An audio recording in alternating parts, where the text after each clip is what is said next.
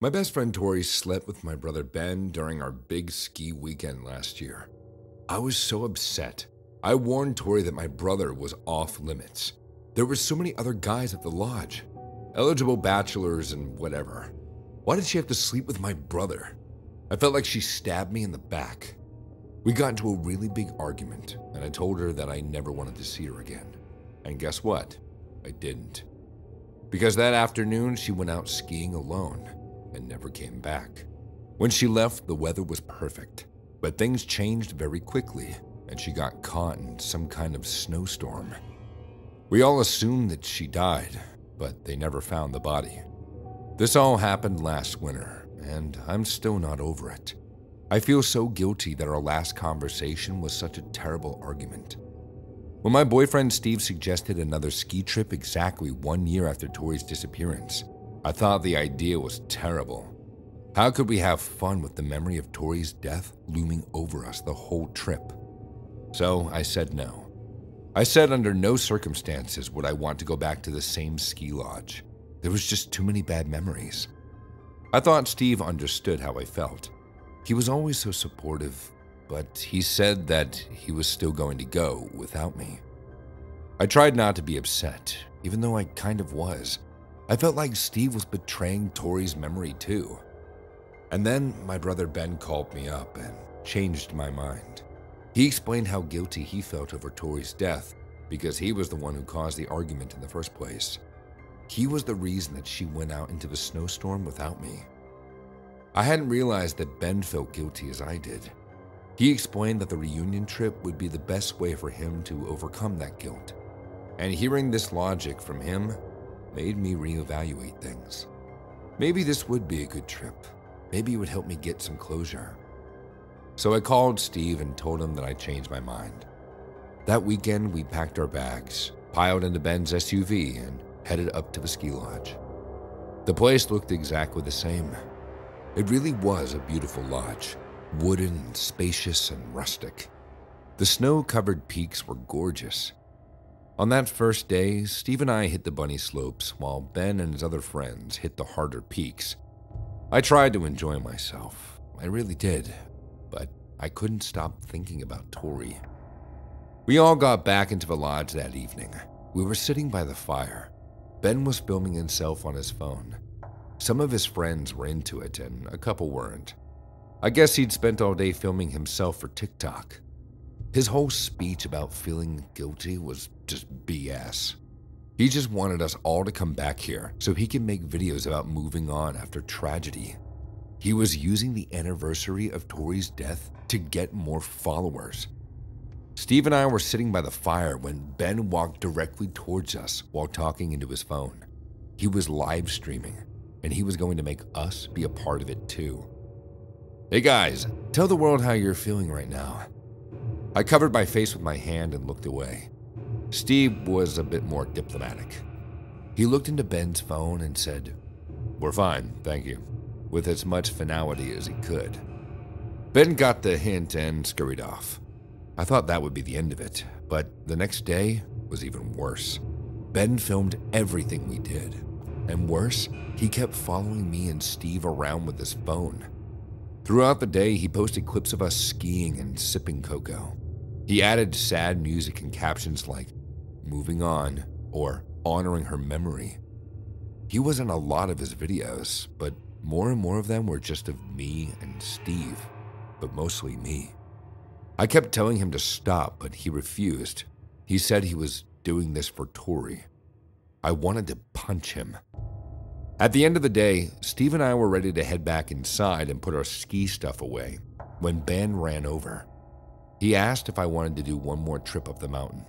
I told him no. He just wanted more footage of me. "Then let's make a deal," he said. "If we go up one more time, I promise I will never film you again." It seemed like some kind of trick, but I knew that my brother never went back on his word. If I did this, he'd stop making everything so awkward, so I agreed. Steve asked if he could come with us, but I knew he was just being supportive. He was already exhausted, and his knee was bugging him. I told him that I'd be okay, and then he left. Ben and I took a ski lift up to the mountain. where we were high up in the air. He took out his phone and started live streaming. Hey guys, it's Ben again. I'm here with my sister. She's the one in all those videos, having an absolute blast, even though it's the anniversary of when she murdered Tori, the love of my life. Before the meaning of his words fully sank in, he turned the phone camera towards me. Say hi to the world. Now's your chance to finally come clean. I think you have to, because if you don't... He started wildly rocking our ski lift. I had to grab the bar. What are you doing? I screamed. He didn't answer. Instead, he just held the phone in my face, filming me close up. All this time, my brother blamed me for Tori's death? He thought I murdered her. And this whole trip was an elaborate way for me to make me confess publicly. I didn't kill her, I screamed. He rocked the ski lift even harder. We still had at least a minute before we reached the top of the mountain. Tell the truth, he said. I didn't kill her. He screamed at me, kicked me with his foot. He went into a rage, kicking and kicking me until I'd plummet off to my death. I wrapped both my arms around the bar. He kicked me one more time, but I'd twist to the side just as his foot was about to hit my thigh. He was pushing so hard that he lost the grip on the bar and slid off. I watched in horror as my brother fell hundreds of feet to the snowy ground below. His phone was in his hand the whole time, filming everything. My brother never got the confession that he wanted, but at least he went viral. Steve and I had a long, silent ride home.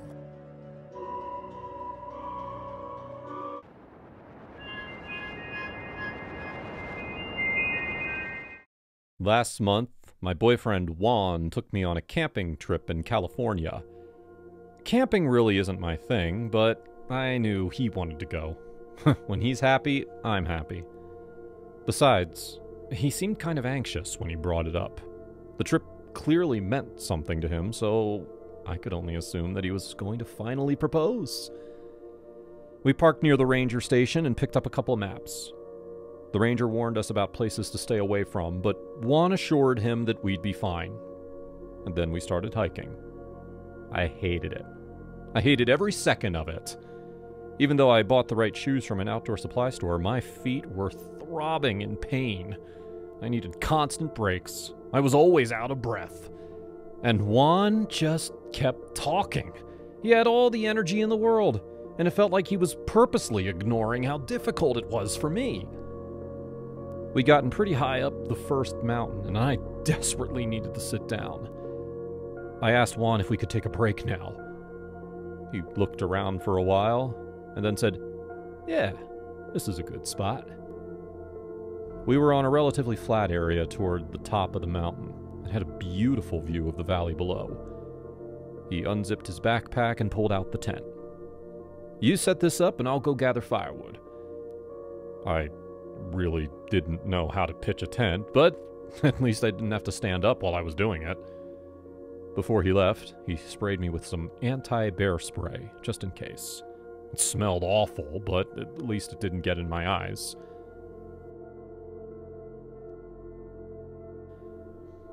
By the time I finished pitching the tent, Juan still hadn't returned. I started to get a little nervous. Even though we couldn't get cell reception out here, I needed to grab my phone and see what time it was. He had to have been gone at least an hour. But when I reached into my backpack, my phone was gone. So was Juan's. He'd taken them both when he left. But why? I looked through the whole backpack, and I saw that the maps were gone too. So was our food and water. There was only one explanation. He'd left me behind. He wanted me to get lost out there. I was furious. I looked around the campsite, but there was no sign of him. I needed to get back down to the ranger station before dark, but I didn't know which direction to go in. While coming up here, Juan had purposely changed paths a couple of times. Now I knew why. At the very least, I knew that I needed to go downhill. I didn't bother bringing anything with me. I left the whole tent where it was.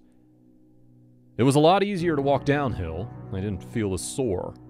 Of course, I was also driven by anger. By the afternoon, I felt like I'd been walking forever.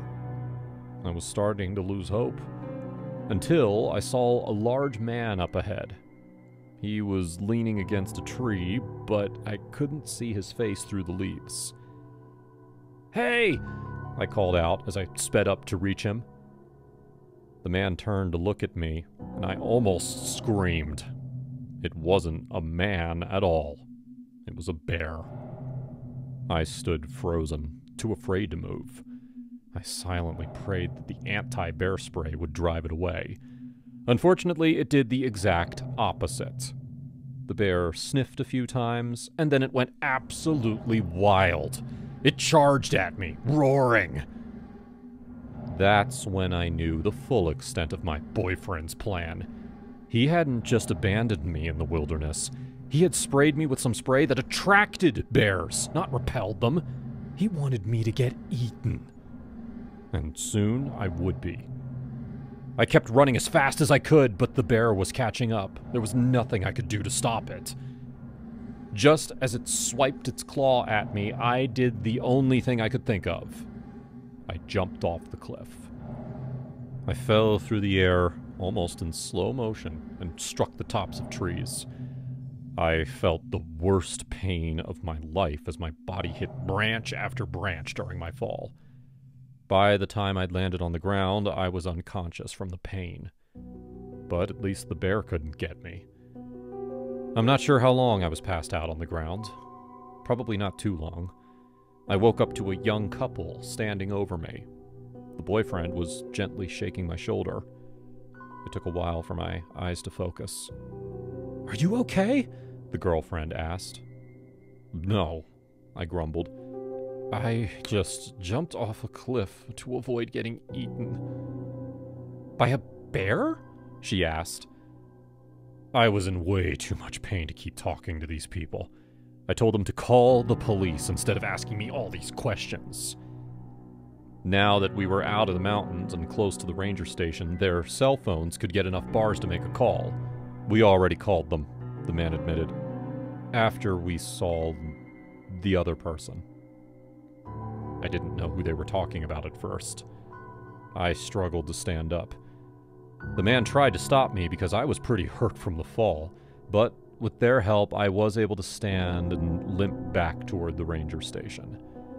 Took only 5 minutes to get there, even though we were going at a really slow pace. The ambulance was already waiting. Someone was lying dead on the stretcher. I didn't need to see his face to know that it was Juan. He was the body that they'd found. I got closer, just to make sure. I recognized his face. Or at least the top half. The bottom half, just below his nose, had been torn off. I couldn't stop myself from laughing at the irony. Juan had sprayed me with some chemical to attract bears, and yet he was the one to get killed by one. The last time I saw him, he was kissing me goodbye, after he'd sprayed me with the chemical. Served him right. After that, the ambulance took me to the hospital to patch me up. I'm okay now, but I still have nightmares about that forest. I will never go camping again.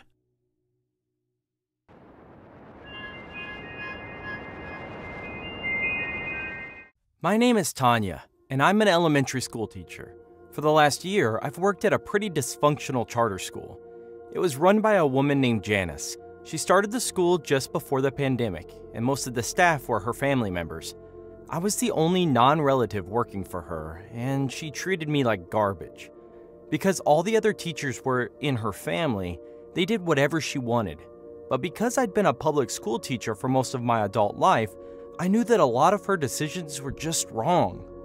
I pushed back against her a lot, but always because I wanted the best for our students.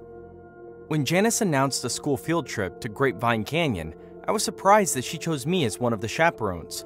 I agreed to go, of course. I love taking students on field trips, especially if they got to see nature. The bus arrived at the canyon, and I was in charge of half the students while Janice was in charge of the rest.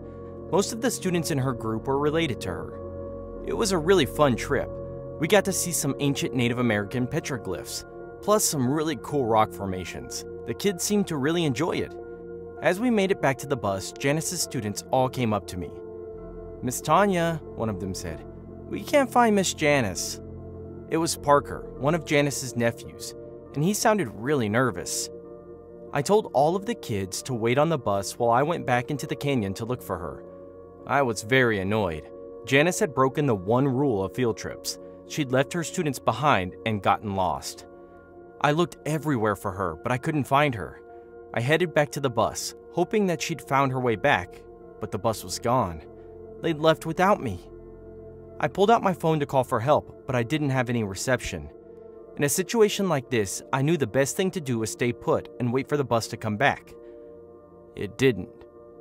I was so angry, but I was starting to get nervous too. Eventually, I saw a white van drive toward me. A man was in the driver's seat. I'd never seen him before.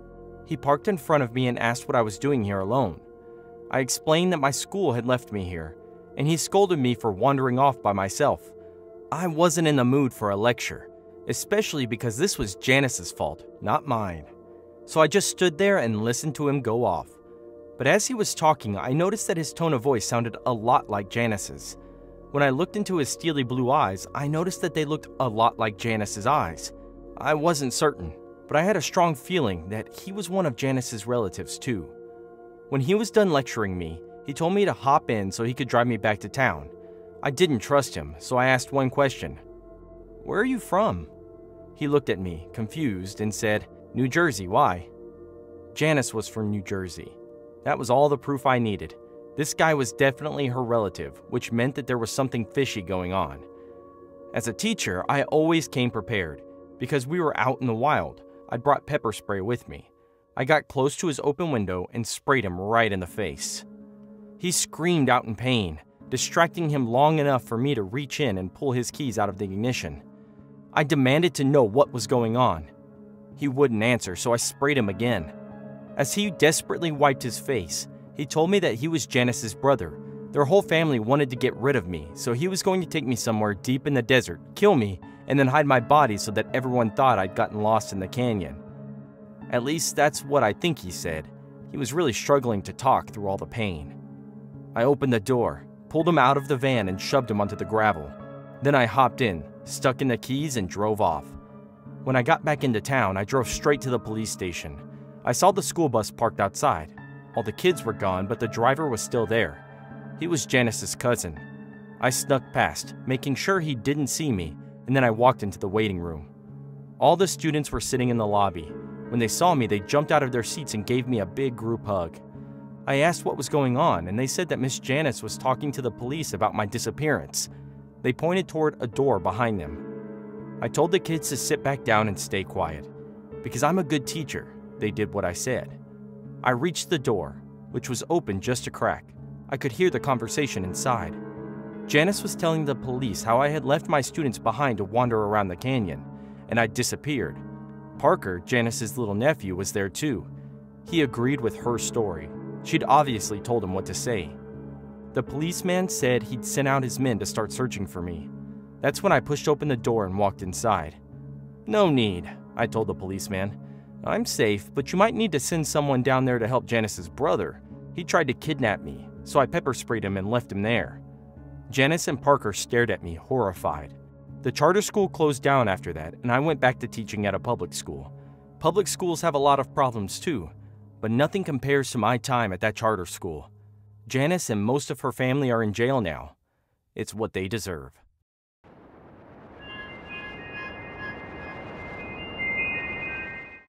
"Look, girl, I've got $100 if you show me your he said to me, and everything else fell numb to my hearing. The entire Mardi Gras festival, which had been one big escape for me from the drag of my desk job, suddenly stopped being fun. I watched the colors up close, but it all seemed like a shade of gray, dull and unimpressive, just like the smiles and the partying. I didn't want to show a man I didn't know my body. He had a curious face. His head was so bald it was shiny. But He maintained a full blonde beard with a mustache so long it covered his mouth. His eyes were brown, and his dilated pupils, in contrast with the rest of his whites, made him look a darker shade.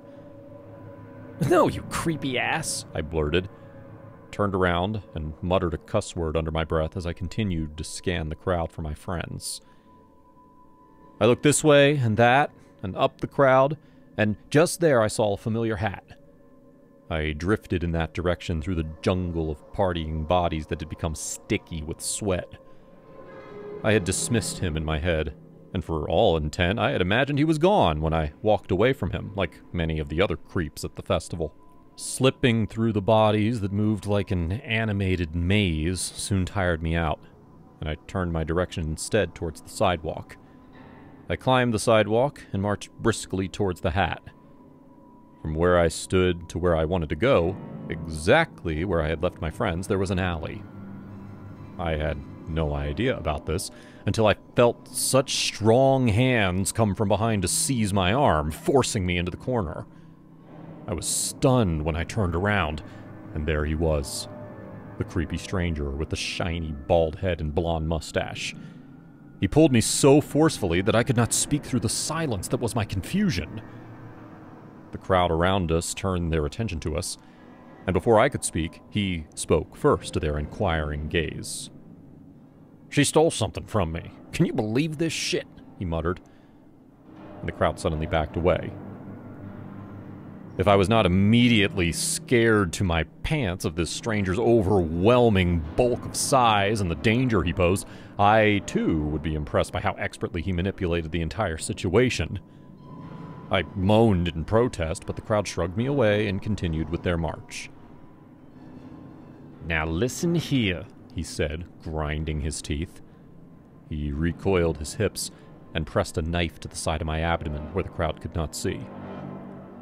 "You will smile at the passing carnival and me off until I get my release. If I like it, I won't tear your belly open."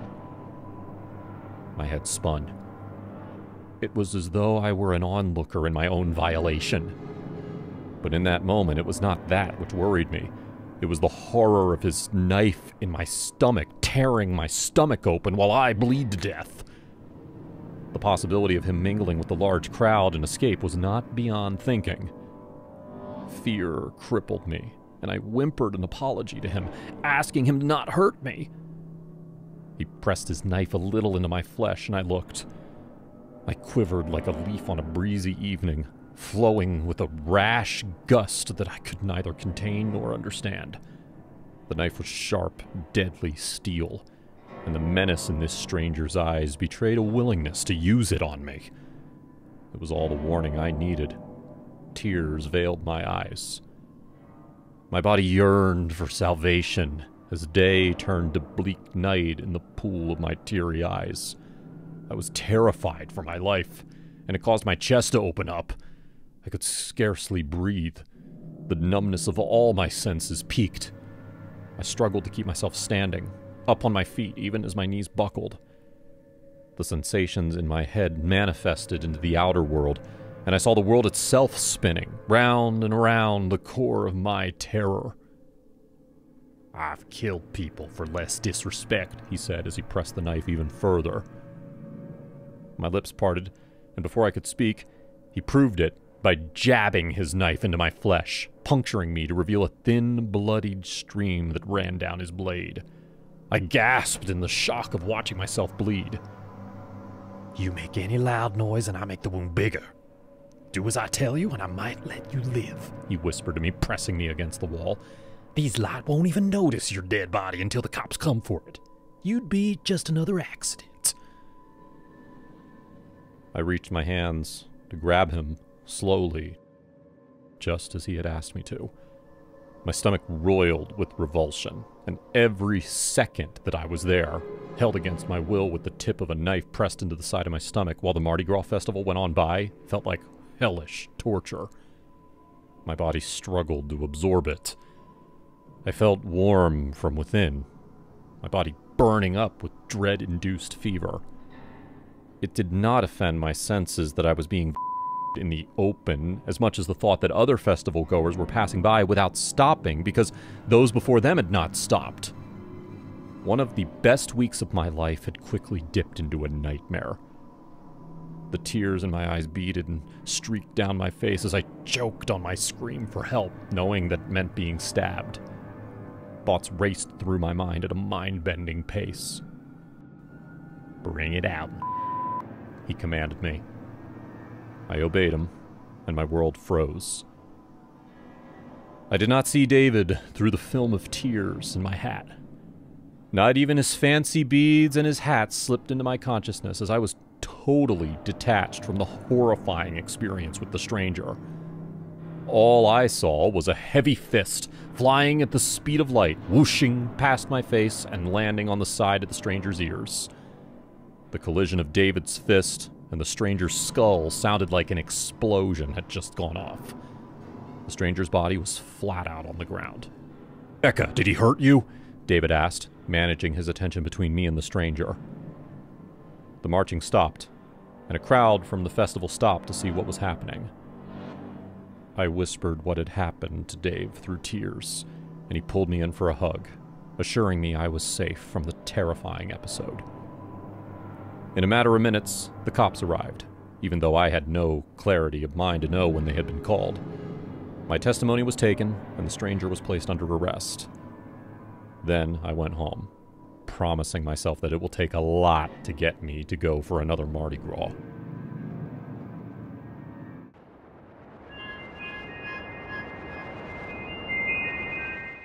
It all started when Jack was explaining his mom's favorite movie. It starred Natalie Portman. She acted as a pregnant lady who lived in a Walmart. The boys and I were playing video games, talking about it over our headsets. They all chirped about how unrealistic it was that someone could get away with living in any store. "I totally think we could do it," Jack said. Our friends strongly disagreed. They insisted that they had 24-hour surveillance and that the cops would come right when we crawled out of our hiding spot. My interest was piqued. I told them, "No, I agree with Jack. I think we could do it. They probably don't have someone watching the cameras overnight, and I doubt anyone will check the footage." I worked in a grocery store, so I figured Walmart and a grocery store would have some similar practices. The boys howled in disagreement. They dared us to try. If we succeeded and stayed overnight at a Walmart, they would pay us each $100. Honestly, I thought it was going to be chump change. The next day, Jack and I got to work. We started by watching the Natalie Portman movie to see what she did. Even if it is fiction, we thought we could still learn a thing or two. Then we scoped out our local Walmart for hiding spots. They didn't have a tent like the one Natalie hid in, but we discovered we could fit in the wardrobes in the furniture section. Jack is short and thin, so like an acrobat, he fit himself into one of the larger dressers. Maybe we should have done more inspecting, but we felt like those hiding spots were foolproof. We updated our friends, and they all laughed that we were actually going to go through with it. "For $100? In this economy? Absolutely," I responded. One of our friends said we could tell our parents we were sleeping over at his place. We waited until about 10 p.m. to go into the store because it closed at 11. We walked around with a cart, acting like we were shopping. At 10:45, we abandoned the cart and tucked ourselves away in the furniture. Through the crack of the wardrobe, I saw a worker take our discarded cart. I held my breath, scared I would be found out, but the worker paid me no mind. They grabbed the cart and continued without a second thought. Relief washed over me. We heard them switch off the big lights at about 11:40. We waited a while more before crawling out to ensure the coast was clear. We stretched our legs and looked at each other. Jack said, "So what do we do now?" One thing we hadn't planned for was how dull it would be. Sitting around looking at our phones felt like a waste, so we started to explore. We roamed the aisles and were honestly bored out of our minds. "Let's go to the back rooms," I suggested. When I first started working at the grocery store, I thought it was so cool to go through the swinging doors to the area that was forbidden to customers. That was a small grocery store, and this was a massive Walmart. Jack loved the idea. We made our way to the back of the store when we heard what sounded like a door shut. Our heads snapped in different directions, and we looked for the source of the noise. "Did you hear that?" Jack whispered. I nodded. Maybe it was an air duct or something. That idea put us at ease, so we continued. We pushed through the swinging doors to the back. Jack had a big grin on his face. Now we were having fun. It was so dark in the back that we debated turning on a light, but we thought it was too risky. We used our phones to light our way. Sure enough, the back was massive, much bigger than the grocery store. Instead of plastic walls, it was concrete. There were 3 rows of large silver shelves and piles of boxes in the corners. As we weaved through the forbidden aisles, we heard a steady scraping sound. We froze and looked at each other. I put my index finger to my lips to signal him to remain quiet. I was trying to tell where the sound was coming from. It sounded like it was coming from one of the other aisles. "I have no idea what that could be," I whispered to Jack. "Let's, maybe get out of here." "Yeah, that sounds good to me." Jack followed close behind me as the scraping sound continued. Right as we reached the swinging doors, Jack spoke up. "May?" I looked behind me to see why Jack suddenly stopped talking, but he was no longer behind me. "Jack," I whispered. "Jack, this isn't funny. Come out." I realized the scraping sound stopped. I listened for footsteps, breaths, anything that could reveal where Jack disappeared to, but I heard nothing. "Brian!" Jack yelled from somewhere in the back. The sound echoed off the concrete walls, and I had no idea where it was coming from. "Jack!" I yelled back. "Where are you?" Jack yelled my name again, but this time it was shriller and more urgent. I found the light switch and flipped on the lights. Now I could see, but I still couldn't see him. "I'm coming, Jack!" I yelled back. No response, but I thought I heard a low chuckle. I weaved through the aisles looking for him when I saw something and my stomach dropped. "Jack," I said as I slowly approached him. Around the corner, I found Jack on the ground, barely breathing. There was a huge gash on his stomach. Jack reached for me. He started talking, but he was strained. There's a man," he said weakly. His eyes widened, and he began pointing at something behind. I turned around and saw a man dragging an axe. He reminded me of Freddy Krueger, but he didn't have scars or knives for hands. But he did have a devilish grin on his face. "Who are you?" he asked slowly. I hesitated. Brian?" "Brian." His smile grew wider. He lifted his axe and began to swing, but I dodged it when it came down. I stood up and looked at Jack. He motioned for me to go. I couldn't leave him behind. I hoisted him up by taking one of his arms around my shoulder. The man prepared to swing again, but Jack and I shuffled away. "Why isn't he running after us?" I asked Jack. He was in too much pain to respond. We headed towards the swinging doors. I could hear him dragging his axe behind us. I tried to move faster, but I could only move so fast with Jack injured. I headed towards the aisle with the bandages and rubbing alcohol so we could bandage Jack up until he could get some real medical help. I listened for the axe, but I could no longer hear it. It probably didn't make as much noise on the softer floors. We made it to the bandages, and I started to put pressure on his gash. I didn't really know what to do, but in the movies they always say, "Put pressure on it." So I went with that. "Oh, Brian," I heard the Axeman sing. My heart stopped. He sounded close. Right as he was about to turn the corner, a couple of cops and a Walmart manager came walking down the aisle. It was like the Axeman evaporated at the sight of them. He disappeared into the shadows. If it weren't for the Axeman, I would have been furious at my friends for ratting us out to the police. Thankfully, they saved our lives because they couldn't afford to give us each $100. Jack survived. He needed a lot of stitches and a blood transfusion, but the cops found us just in time. We explained what happened, and they searched that Walmart from top to bottom, looking for that man, but they didn't find anyone. We gave them a character description, and the cops said they would contact us if they learned anything. They never did. The case went unsolved, but Jack and I survived. Later in life, I learned that I couldn't shop at Walmart because it triggered me. So, I only shop at Target now.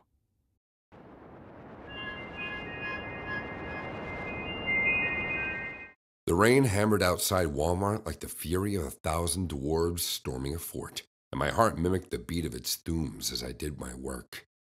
It was work that I had done time and time again, so much so that I'm sure I could do it with my eyes closed. But there was a problem with being so bored with the tasks of filling rows with products that made me absent-minded. Once, like a sudden rallying cry to a running force, the thunder in the sky would rumble loud after the rain, and it would awaken my senses. I would quiver, look around, then fall back into my task. I had gone about halfway through my shift for the night, and in between my distraction, I had hope for some excitement.